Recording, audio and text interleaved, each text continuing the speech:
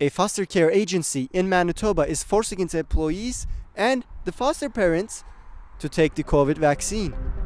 That's where I get my funding for, the treatment care that I have to give. Some foster parents, such as Sharon, came forward to express their worries. That's what I'll be losing at this time.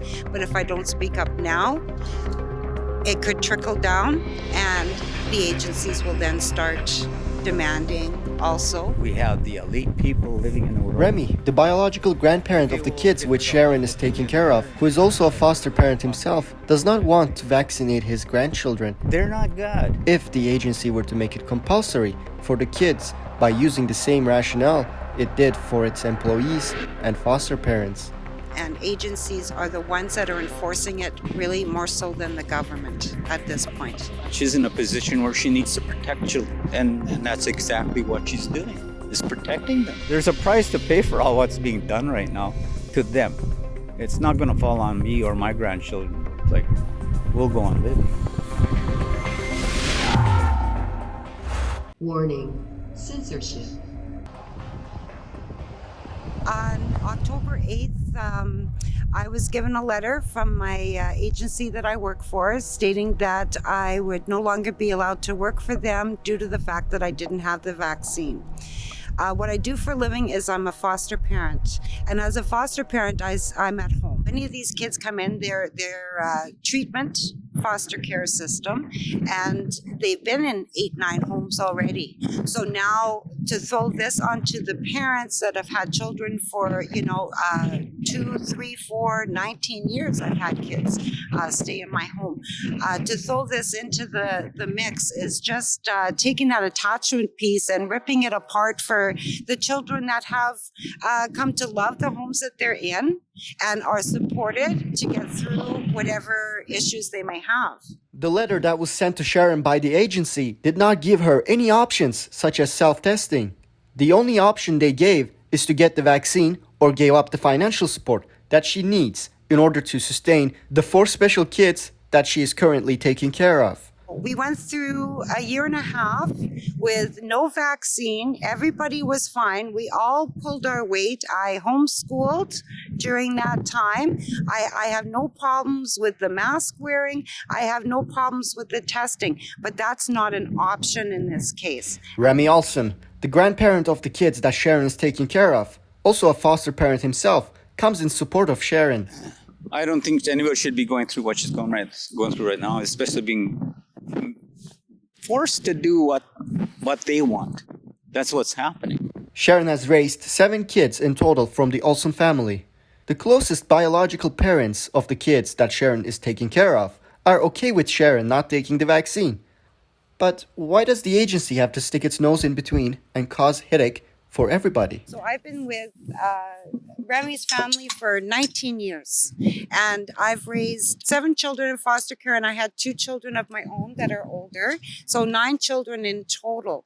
So through the years, Remi and I have gotten to know each other quite well, and Remi and I, and Remi's wife, Amanda, we're a team. We're a team that work together and do our best to protect and make sure that the kids are getting what they need. She's in a position where she needs to protect children, and that's exactly what she's doing, is protecting them. Until they can come up with something better, a better story or a better lie, it's probably still not going to work anyway, because most women are protective of all children anyway. And we are also put in a position where we also protect them as men. We protect our families. We are warriors, and that's the way it's going to stay. We did reach out to Marymount, the agency that is forcing foster parents and its employees to get the vaccines, but it also seeks to compel them to take the booster shots as it becomes available. Unfortunately, Marymount did not respond to our media inquiry. And we also now know that you can get a 3rd dose. So your coverage with this vaccine is maybe 6 months. So how often do we have to get a dose of this vaccine? The Liberal Party has campaigned on vaccinating the children. Is to get through this pandemic, and I want to bring in those boosters for Canadians, and I want to make sure that our 5 to 11-year-olds get vaccinated. Despite children being the strongest age group of all when it comes to deaths, ICU admissions, and hospitalizations. Even though the data doesn't add up, this didn't stop Justin Trudeau. But you know who else can't get vaccinated yet? Betty can't, because she's only 9. And just as we all step up to protect our elders, as we have over the past many months, adults and grandparents across the country need to get vaccinated to protect Betty and my son Hadrian, who's 7, and all the kids across the country who want to get vaccinated but can't yet.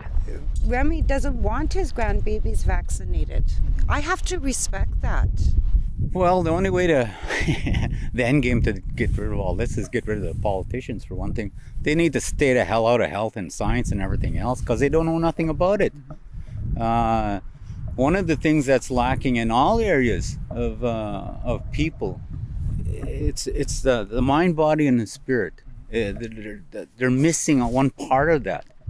And a lot of people are just thinking it's not connected to their heart or their spirit. So how could they actually make choices or let anybody else make choices for them? Remi Olson does not trust the government. Residential school, how well did they do there? He does not trust the justice system either. Well, the thing about the justice system, it ain't ours. In Canada, it is legal to give a COVID-19 vaccine to an underage kid without their parents' consent. You look at day school, how different was that? We're all herded into little lines and we're getting needles almost every week and we didn't know what they were. Our parents didn't even know we were getting measles.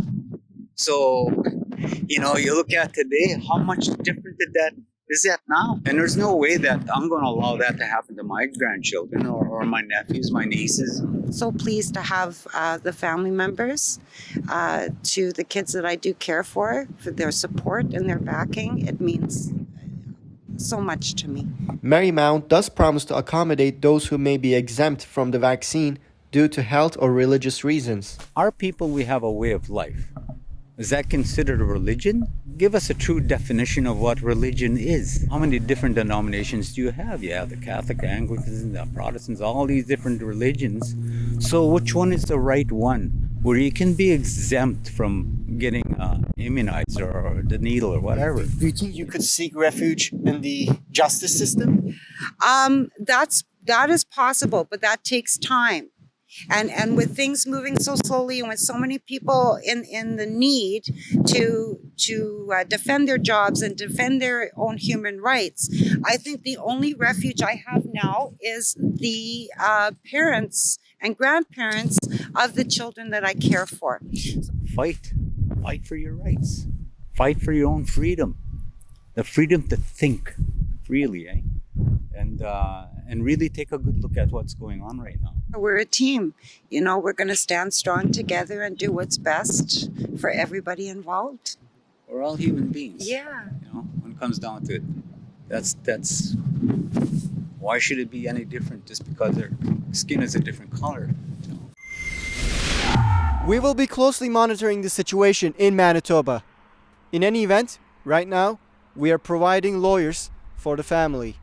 If you would like to learn more, click the link in the description below, or if you would like to chip in, please go to fightvaccinepassports.com.